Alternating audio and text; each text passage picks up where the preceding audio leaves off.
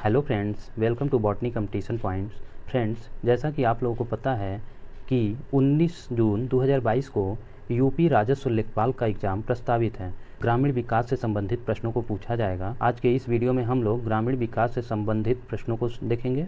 तो चलिए शुरू करते हैं। पहला, सामाजिक जीवन के उत्थान हेतु पंचायतों द्वारा निम्नलिखित में से कौन सा कार्य किया जाता है। बताना है सामाजिक उत्थान हेतु पंचायतों द्वारा कौन सा कार्य किया जाता है। देखते हैं। ए, शिक्षा व्यवस्था, बी, सार्वजनिक बाजार व्यवस्था, सी, मद्य निषेध व समाज सुधार, डी, ये सभी। तो फ्रेंड्स, इसका सही आंसर हो जाएगा ऑप्शन नंबर डी, ये सभी। शिक्षा व्यवस्था, सार्वजनिक बाजार व्यवस्था, मद्य निषेध व समाज सुधार, सभी कार्य किया जाता है पंचायतों द्वारा। अगला प्रश्न देखते हैं हम लोग। निम्नलिखित में से कौन सा जन कल्याण कार्य स्थानीय पंचायतों द्वारा किया जाता है। इसमें भी वही बताना है कि पंचायतों द्वारा जन कल्याण के लिए कौन सा कार्य किया जाता है। देखते हैं। चिकित्सा व्यवस्था, यातायात व्यवस्था, संचार व्यवस्था व प्राकृतिक प्रकोपों से बचाव, या उपर्युक्त सभी। तो इसका भी सही आंसर ऑप्शन नंबर डी हो जाएगा, उपर्युक्त सभी। अगला प्रश्न, निम्नलिखित में से कौन सा कार्य आर्थिक सुधार की दृष्टि से स्थानीय पंचायतों द्वारा संपन्न कराया जाता है। मीन्स इसमें आर्थिक सुधारों को ध्यान में हम लोग रखेंगे। तो आर्थिक सुधार की दृष्टि से पंचायतों द्वारा कृषि सुधार, पशु नस्ल सुधार, ग्रामोद्योग और सभी, यानी कि इसमें सभी किए जाते हैं। ऑप्शन नंबर डी सही हो जाएगा। अगला, जाति की सदस्यता होती है अर्जित, प्रदत्त, दोनों, इनमें से कोई नहीं। तो इसका सही आंसर ऑप्शन नंबर बी हो जाएगा, प्रदत्त। जाति की सदस्यता प्रदत्त होती है। अगला, ग्रामीण समाज में कौन से वर्ग की जनसंख्या सबसे अधिक है। बताना है ग्रामीण समाज में कौन से वर्ग की जनसंख्या सबसे अधिक है। उद्योगपति की, व्यापारी की, कृषक की, या बुद्धिजीवी की। तो इसका सही आंसर हो जाएगा ऑप्शन नंबर सी, कृषक की। ग्रामीण में सबसे ज़्यादा जनसंख्या किसकी है, कृषक की है। अगला प्रश्न, गांव के स्थायित्व में कौन सा आधार रहा है। तो गांव के स्थायित्व में जो आधार रहा है वह कृषि व्यवसाय रहा है। चूँकि ग्रामीण से संबंधित प्रश्न पूछ रहा है तो उसमें जाहिर सी बात है कृषि होगा।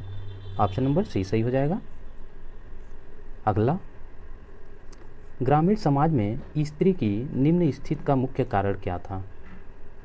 तो इसका सही आंसर हो जाएगा ऑप्शन नंबर सी, अशिक्षा। ग्रामीण समाज में स्त्री की निम्न स्थिति का मुख्य कारण अशिक्षा रही थी। अगला, सामाजिक संरचना अंतःक्रियात्मक सामाजिक शक्तियों का जाल है जिसमें विभिन्न प्रकार के निरीक्षण और चिंतन पद्धतियां उत्पन्न हुई। ये बताना है यह कथन किसका है। तो फ्रेंड्स, यह कथन कार्ल मानहीम का है। ऑप्शन नंबर बी सही हो जाएगा। एक बार फिर से देख लेते हैं इनके कथन को। सामाजिक संरचना अंतःक्रियात्मक सामाजिक शक्तियों का जाल है जिससे विभिन्न प्रकार के निरीक्षण और चिंतन पद्धतियां उत्पन्न हुई। तो यह कथन कार्ल मानहीम का है। अगला देखते हैं हम लोग।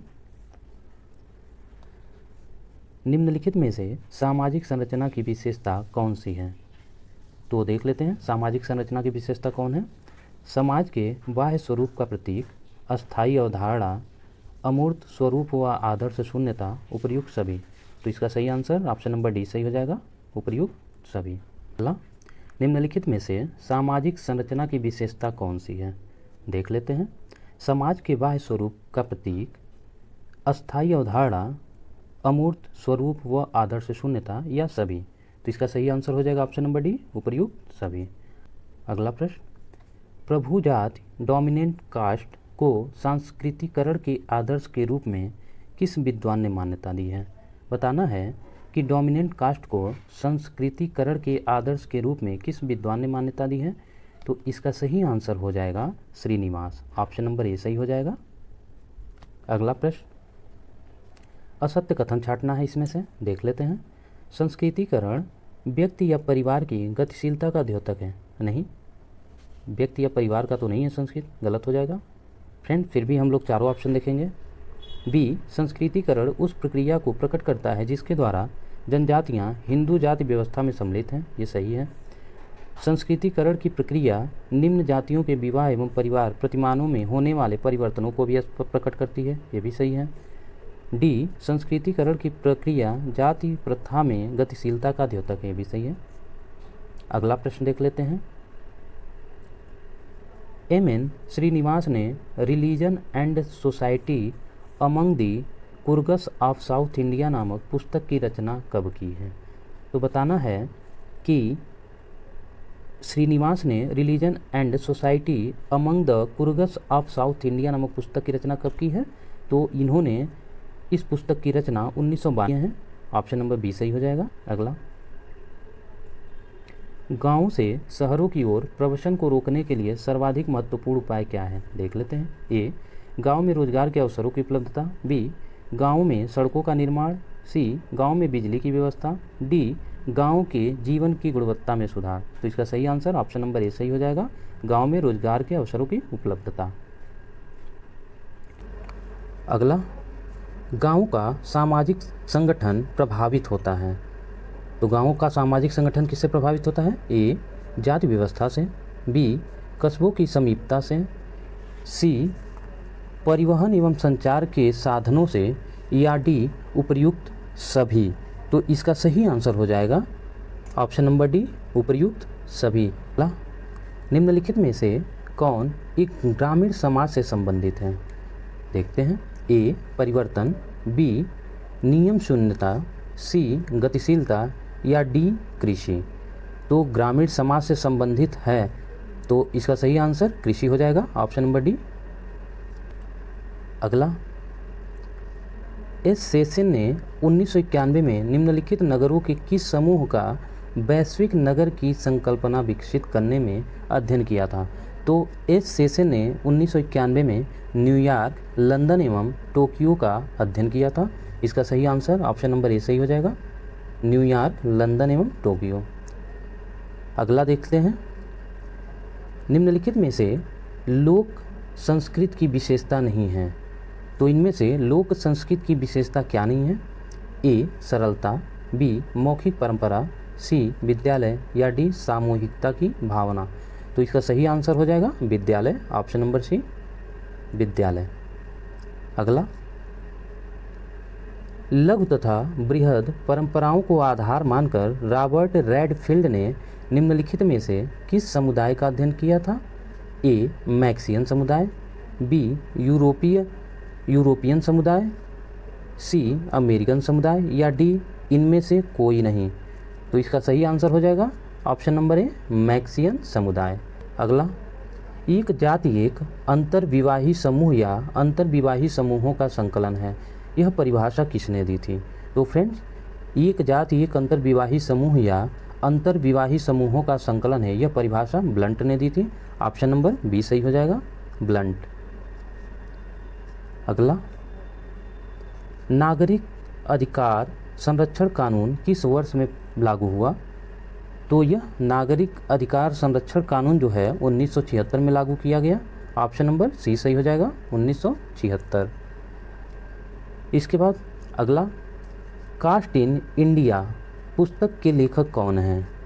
तो कास्ट इन इंडिया पुस्तक के लेखक जे.एच. हट्टन है। ऑप्शन नंबर ए सही हो जाएगा, जे.एच. हट्टन। अगला, निजाज समूहन के सिद्धांत के रूप में निजातीयता में निहित है। तो बताना है निजातीयता में क्या निहित है। तो देख लेते हैं। ए, प्रजाति भेद। बी, धार्मिक विश्वासों का अंतर। सी, भाषाई अंतर। या डी, ये सभी। तो फ्रेंड, इसका सही आंसर ये सभी हो जाएगा, ऑप्शन नंबर डी, प्रजाति, धार्मिक विश्वासों का अंतर एवं भाषाई। अगला, आधुनिकीकरण के क्या दुष्परिणाम सामने आए हैं? ए, अपराध में वृद्धि। बी, व्यभिचार को बढ़ावा। सी, भ्रष्टाचार में वृद्धि। या डी, ये सभी। तो फ्रेंड्स, आधुनिकीकरण के दुष्परिणाम को ध्यान में अगर रखा जाए तो इससे अपराध, व्यभिचार एवं भ्रष्टाचार तीनों सामने आए हैं, तो इसलिए इसका सही आंसर हो जाएगा ये सभी, ऑप्शन नंबर डी। अगला, समाजशास्त्री आधुनिकीकरण को निम्नलिखित में से क्या मानते हैं?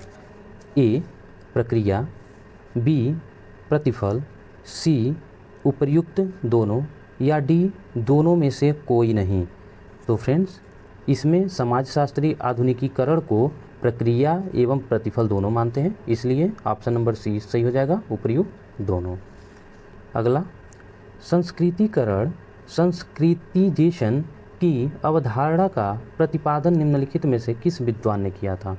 तो संस्कृतिकरण की अवधारणा एम.एन. श्रीनिवासन ने प्रतिपादित किया था, इसलिए ऑप्शन नंबर सी सही हो जाएगा, एम.एन. श्रीनिवास।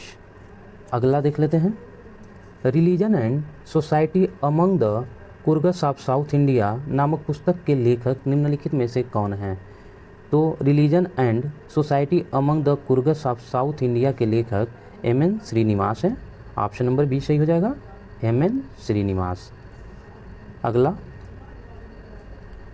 जब नगरीय जनसंख्या में वृद्धि होती है और संपूर्ण जनसंख्या में नगरीय जनसंख्या का अनुपात स्थिर रहता है तो इसे क्या कहा जाता है? तो फ्रेंड्स, तब इसे नगरीय वृद्धि कहा जाता है, इसलिए ऑप्शन नंबर सी सही हो जाएगा, नगरीय वृद्धि। अगला, निम्नलिखित में से नगरों से संबंधित कौन सा एक युग्म सुमेलित नहीं है? इसमें ध्यान दीजिएगा, नहीं वाले क्वेश्चन ज़्यादा पूछे जाते हैं।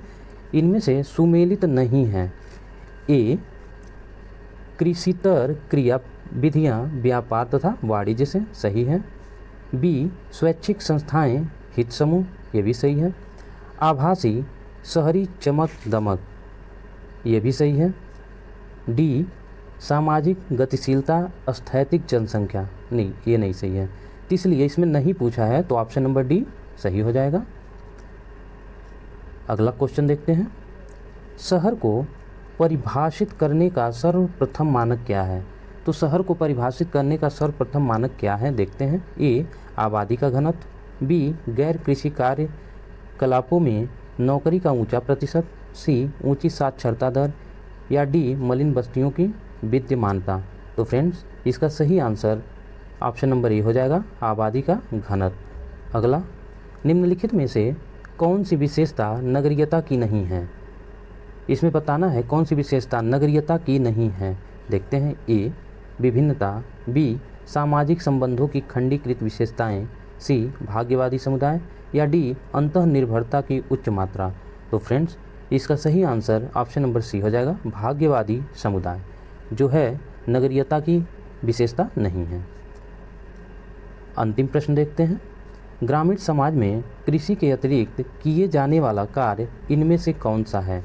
ए पशुपालन, बी चिकित्सा, सी शिक्षण प्रशिक्षण, या डी उद्योग। तो इसका सही आंसर हो जाएगा ऑप्शन नंबर ए, पशुपालन। फ्रेंड्स, यदि ये वीडियो आप लोगों को अच्छा लगा हो तो सब्सक्राइब, लाइक एंड शेयर जरूर कीजिएगा। Thank you.